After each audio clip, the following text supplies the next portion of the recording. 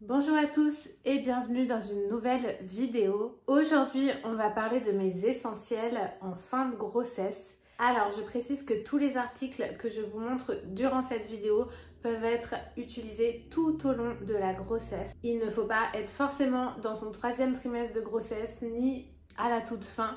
Non, non, non, c'est juste que moi, certains articles que je vais vous montrer aujourd'hui, je les ai eus en fin de grossesse, vraiment parce que j'ai commencé à en ressentir le besoin une fois que mon ventre s'est vraiment développé, que le poids a commencé à fortement se faire ressentir, que j'ai un petit peu gonflé à certains endroits. Voilà, je vais vous montrer plusieurs petites choses qui me sont bien utiles et puis je vais vous donner ensuite quelques conseils, en tout cas que moi j'essaye de faire pour me sentir un petit peu mieux. Alors je commence tout de suite par le premier article de cette vidéo. C'est une ceinture de grossesse pour la nuit. Moi je l'ai acheté chez Orchestra, c'est la ceinture de chez Baby Move. Vous l'avez en plusieurs tailles, il me semble S, M ou L. Attention à bien regarder jusqu'à quelle taille elle s'étire, à bien mesurer votre tour du ventre parce que moi je vous dis, j'ai pris la taille S et en fait elle est très grande, hein. Elle est assez large et elle peut vraiment se régler assez loin, donc vraiment regardez bien la taille et puis selon aussi le mois dans lequel vous l'achetez, vous pouvez être plus ou moins entre deux tailles. Donc voilà, faites vraiment attention. Moi je sais que je ne l'ai pas acheté lors du dernier trimestre, mais j'ai dû l'acheter au milieu du 2e trimestre, donc j'avais déjà quand même un ventre assez développé. Donc j'ai pris mon tour de taille, j'ai laissé un peu de marge pour quand mon ventre allait grandir et j'ai choisi la ceinture qui me correspondait. Faut demander en magasin si vous pouvez essayer. Moi j'avais pas essayé parce que c'était vraiment tout emballé dans la boîte, mais n'hésitez pas à demander au cas où c'est possible. Vaut mieux essayer et prendre la bonne taille.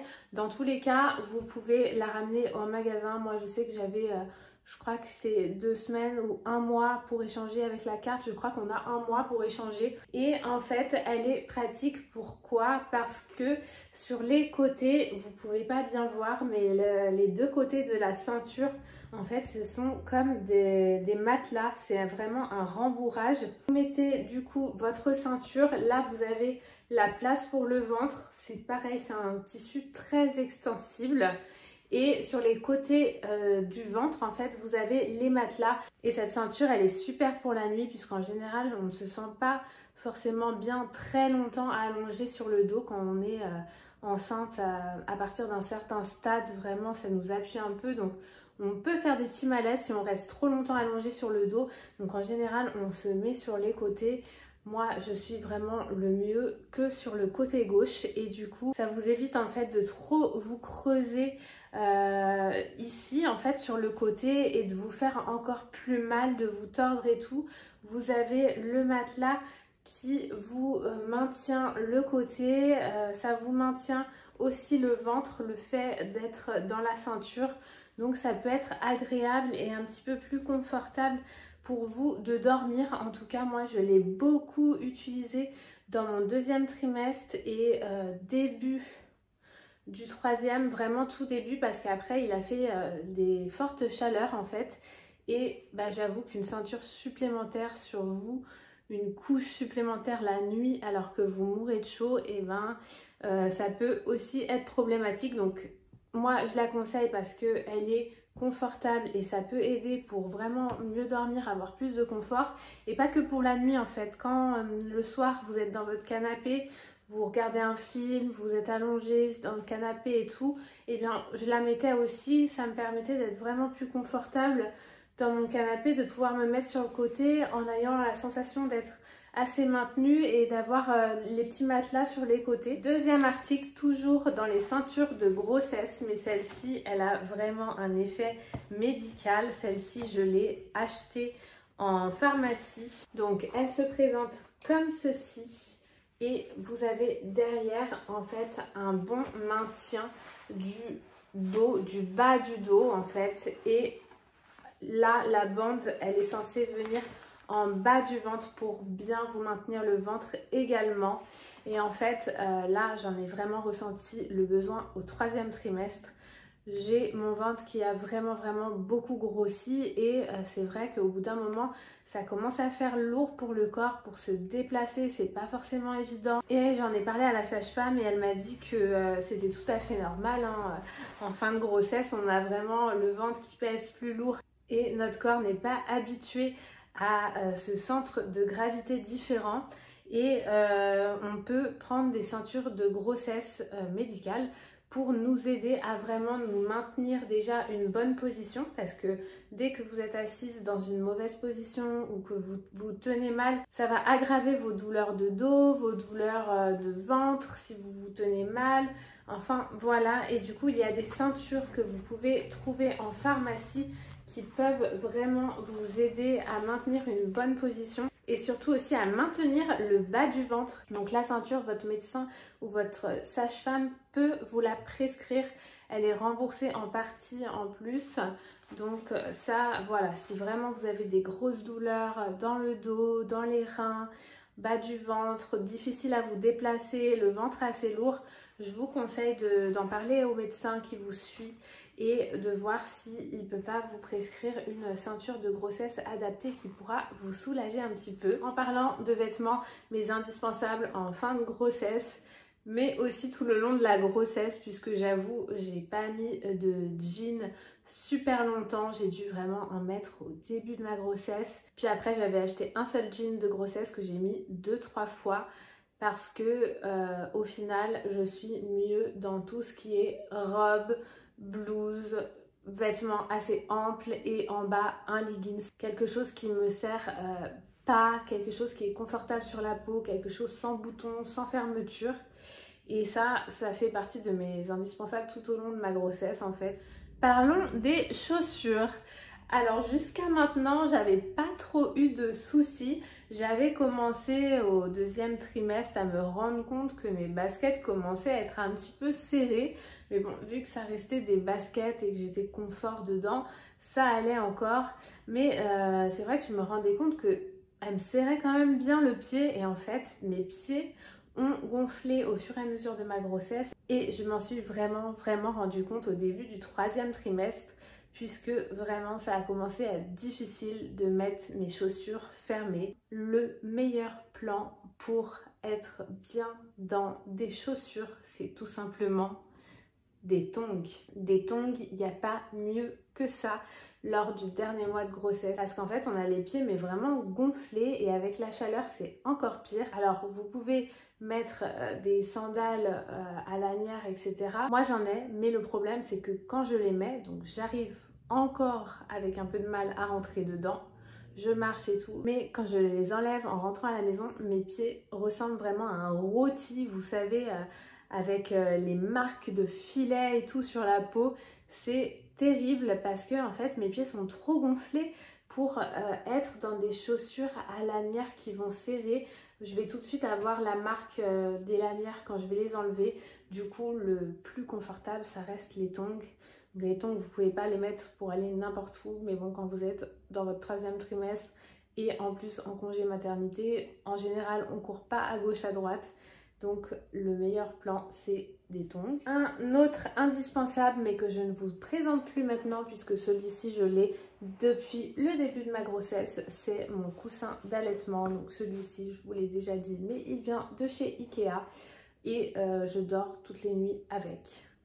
Parce que ça me permet de mettre une jambe par-dessus ou de mettre mes 2 jambes par au-dessus, de surélever, de me prendre comme ça, de me mettre sur le côté. Enfin, c'est vraiment un indispensable depuis le début de ma grossesse. Autre chose qui peut pas mal vous soulager pendant la grossesse, mais aussi le jour de l'accouchement et puis même après finalement, c'est un ballon. Vous savez, un ballon de gymnastique, un ballon de yoga, ballon de sport. Appelez ça comme vous voulez, mais les ballons qu'on gonfle et vous vous asseyez dessus, vous pouvez faire des cercles, vous avez plein de positions et d'exercices à faire différents que vous pouvez trouver sur internet ou si vous participez à des cours d'accouchement avec une sage-femme, elle vous donnera plein de petits exercices ou petit mouvement à faire avec le ballon qui peut vous servir pour vous étirer le dos ou pour vous faire du bien au niveau du bassin. Ça peut aider aussi à vous soulager et le jour de l'accouchement, pareil, ça peut aider à soulager un petit peu les contractions et ça peut aussi surtout avancer le travail. Apparemment en faisant des petits exercices dessus et tout, ça peut aider à faire avancer le travail. Donc ça je sais pas du tout, j'ai jamais accouché encore jusqu'à maintenant, mais si jamais vous avez eu l'expérience avec, je vous écoute, partagez-moi en commentaire votre expérience, voir si vraiment il est utile d'emmener son ballon avec soi à la maternité, voir si ça peut vraiment aider. N'hésitez pas aussi vous, si vous avez des questions à poser, etc. Parfois sous mes vidéos, on est plusieurs mamans, femmes enceintes à se poser des questions et on se répond entre nous et je trouve ça super sympa cet échange. D'ailleurs j'en profite pour vous dire merci maintenant à tous les nouveaux abonnés qui ont rejoint ma chaîne, ça me fait très plaisir de voir que les vidéos vous plaisent. N'hésitez pas toujours à mettre le petit like si vous avez aimé un thème précis. Comme ça, je vois ce que vous préférez et on avance ensemble sur cette chaîne. On est très peu, mais pour l'instant, c'est une belle communauté qui est en train de se former quand je vois l'entraide qu'on peut s'apporter entre femmes. C'est hyper cool, merci beaucoup à vous. Alors, je poursuis. Après avoir parlé des pieds, on va parler des mains. Pour les mains, c'est pareil. Bon, là, on ne dirait pas comme ça, mais le pire pour moi, c'est le réveil le matin. J'ai les mains très gonflées au réveil et qui me font extrêmement mal. Donc ça, pareil, si vous avez des petits conseils pour les mains, je suis preneuse parce que j'ai pas entendu parler de quoi que ce soit au niveau des mains. Et c'est vrai que c'est très surprenant la première fois que ça m'a fait mal comme ça aux mains. Vous avez mal aux articulations, vous avez les doigts gonflés et je sais pas trop quoi faire à part faire des petits massages, essayer de les dégourdir et tout. Je ne sais pas. En tout cas, le petit conseil que moi je peux vous donner, c'est de vite enlever tout ce qui est bague que vous gardez tout le temps d'habitude au doigt. Moi d'habitude j'ai toujours une ou deux bagues que je garde mais tout le temps et en fait je les ai rapidement enlevées quand je me suis aperçue que mes mains par moments de la journée gonflaient et que au final je ne pouvais plus enlever mes bagues. J'ai fini par vraiment tout enlever et heureusement parce que quand je vois l'état de mes mains en me réveillant le matin, je me dis qu'avec mes bagues, mais ça me ferait beaucoup trop mal. Ensuite, lors de vos derniers instants de grossesse, donc pendant votre congé maternité, je vous conseille de vous trouver des petites activités pour vous occuper, pour ne pas non plus rester inactive à ne rien faire, puisqu'il faut quand même rester un minimum actif pour se sentir bien. Ça peut être une passion que vous avez, ça peut être des activités manuelles, ça peut être préparer l'arrivée de bébé, préparer la chambre de bébé, préparer les affaires de bébé, fabriquer des choses pour bébé, faire des choses pour vous. Peu importe ce que vous aimez faire, mais essayez de garder une certaine petite activité. Moi, je vais vous montrer des livres aujourd'hui qui sont sympas à lire aussi avant l'arrivée de bébé et même après. J'en ai 3 avec moi que j'ai commandé sur Amazon. Je vous mettrai les liens en barre d'infos si ça vous intéresse.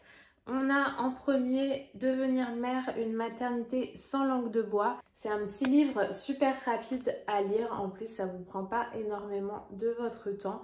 Et ça raconte vraiment l'histoire d'une personne qui est devenue mère, mais qui ne s'attendait pas à ce que ce soit aussi compliqué au début et du coup elle va raconter son parcours en fait, grossesse, accouchement et surtout l'après et vraiment nous raconter tout sans langue de bois, sans complexe pour nous préparer aussi à ce que ce ne soit pas tout beau, tout rose comme on peut entendre partout autour de nous parce que c'est vrai que c'est une chose formidable mais souvent les personnes entre elles évitent de parler des complications qu'elles ont connues, des moments de down qu'elles ont vraiment expérimenté. C'est dommage parce que je pense qu'on aimerait toutes bien être averties de ces passages-là pour ne pas être choquées ou désemparées ou se sentir seule dans ces moments-là.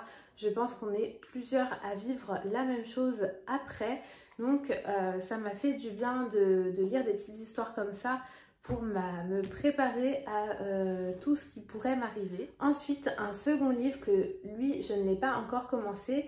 Je vais le commencer et je vais le lire, mais il a l'air super intéressant. Il s'appelle Le mois d'or, bien vivre le premier mois après l'accouchement. Et donc ça, pareil, c'est un livre que j'avais vraiment envie d'avoir parce que souvent on vous parle donc de toute la grossesse, on vous parle de l'accouchement, mais l'après-accouchement, eh bien c'est là où vous vous retrouvez un petit peu perdu avec bébé. Vous n'êtes plus suivi médicalement à part pour après reprendre rendez-vous avec la sage-femme, faire la rééducation du périnée, etc. Mais vous êtes beaucoup moins suivi que pendant votre grossesse et vous êtes un petit peu livré à vous-même. Et pareil, les femmes autour de vous ne vous ont pas forcément parlé de l'après-accouchement. On se focalise plus sur bébé, mais pas sur nous, ce qui peut nous arriver. Et donc ça, c'est pareil, je trouvais ça hyper intéressant. Et ensuite, ce livre-là, c'est une bande dessinée qui parle avec humour de, pareil, tout ce qui peut être très difficile à l'arrivée de bébé et ce qu'on nous dit pas forcément. Donc pareil, ici c'est l'histoire d'une femme qui, une fois que bébé est né, a du mal à se sentir mère, a du mal à se sentir légitime en fait, et qui pense que une remplaçante ou une autre femme ferait beaucoup mieux à sa place. Elle a du mal à accepter, à s'en sortir face aux difficultés qu'on rencontre, et bien une fois que bébé est là. Et pareil, ça on ne nous en parle pas assez, de la culpabilité qu'on peut ressentir, le fait de se poser des questions si on est à la hauteur ou pas. Et ces illustrations illustrent bien tout ce quotidien-là. Et au final, ça se finit très très bien. Et c'est pareil, c'est un livre que j'ai beaucoup aimé lire. Ensuite, pendant votre congé maternité, n'hésitez pas à prendre soin de vous de temps en temps. On a tendance du coup à rester à la maison, donc ne pas se préparer, ne pas s'habiller, ne pas se maquiller, ne pas sortir, mais vraiment ça peut nous emmener dans un mood un petit peu démotivant. On en a marre de notre corps, on devient très très lourde, on a du mal à se supporter. Ça peut arriver tout ça, et du coup n'hésitez pas de vous préparer un petit peu, de vous habiller, de sortir marcher. C'est important aussi de vous vider la tête, de vous changer les idées. Rien que des fois se préparer un petit peu, ça peut faire du bien au moral, ça peut vous faire du bien et sortir d'un mauvais mood. Donc ça, c'est un petit conseil également. Donc voilà, ce sont des petits conseils que j'ai à vous proposer pour essayer de se sentir un petit peu mieux en attendant l'arrivée de bébé, et pas que le temps soit trop long, puisqu'en général la fin c'est le plus long. Pourtant on a fait le plus gros, mais plus on arrive proche de la rencontre avec bébé, plus c'est long pour nous attendre. Merci à vous d'avoir regardé cette vidéo. N'hésitez pas à vous me partager vos essentiels durant la grossesse en commentaire. Je vous retrouve vite dans une prochaine vidéo. Je vous fais des bisous et je vous dis à bientôt. Bye bye.